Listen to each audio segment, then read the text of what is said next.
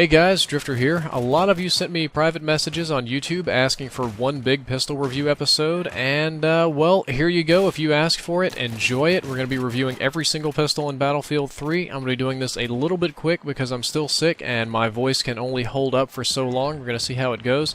This review is going to be a little bit lax on the stats too because they're displayed on the screen the whole time, and they're publicly available down there with a link in the description, so I'm going more for a gun feel review here.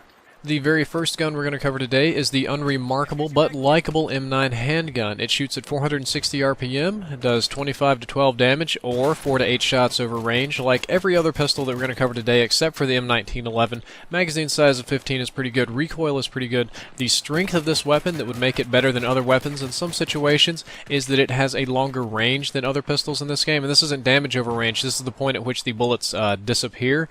The Battlefield 3 code makes your bullets disappear after a certain distance. The M9 has the longest distance at which your bullets will exist in the game code, and it has the fastest velocity, so at that distance you'll have to lead your targets much less than other pistols.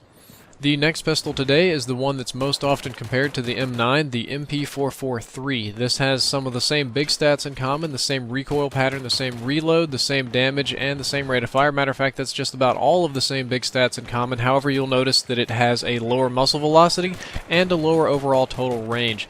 The trade-off here is that your magazine size is increased by 2, so you can afford to miss a few shots, and you might be able to kill a few more people per magazine with this weapon. Also, I kind of like the iron sights better. I know it's a very subjective thing to say, but the feel of the Mp412 is a little bit better than that of the M9, at least in my hands.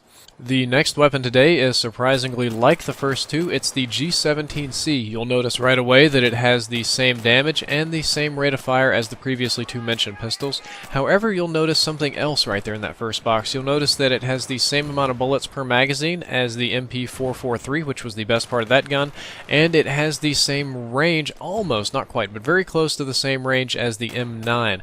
And you're going to wonder, well, if it has the same damage and rate of fire and the other two intangible assets, why would you not use this weapon? What's the downside of the G17C here?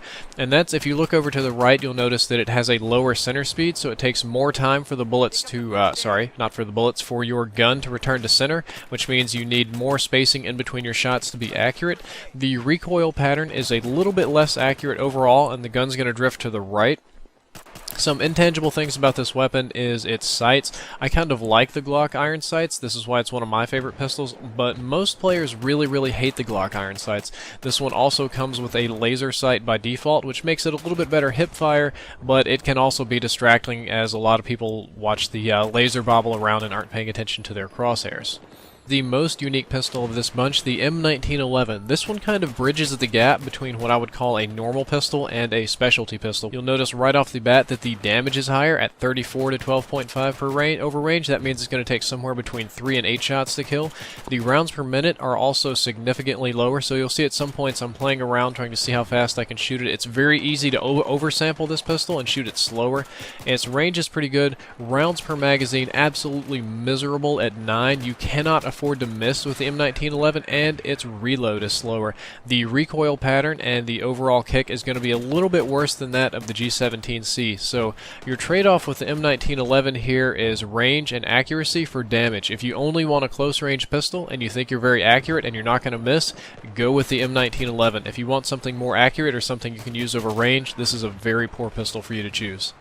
And now we finally hit the high damage pistols. You'll notice right off the bat that the Mp412 does 50 to 20 damage per shot. That means at close range it's a 2-shot kill, and at a distance it may take up to 5 shots. However, in Battlefield, players always get double damage for headshots, so if you shoot somebody in the head just once at close range, this pistol will drop them almost instantly.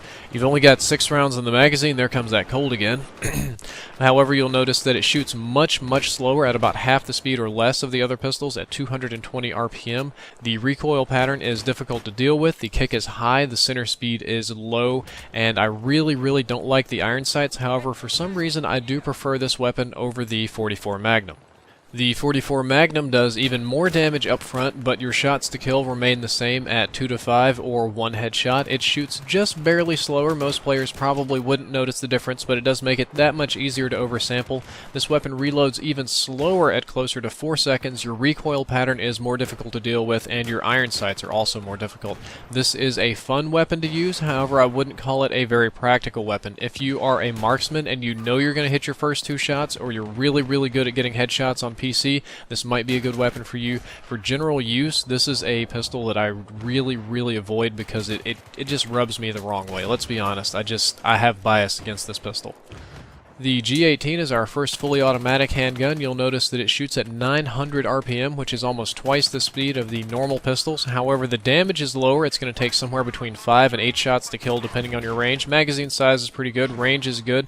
The recoil is pretty normal, but the center speed is very high. Even with the exceptionally high center speed, the G18 has a very high bullet spread, so this is a very bad weapon to use at long or medium range. However, it's an excellent weapon to use at close range. This is kind of the spray cannon amongst pistols.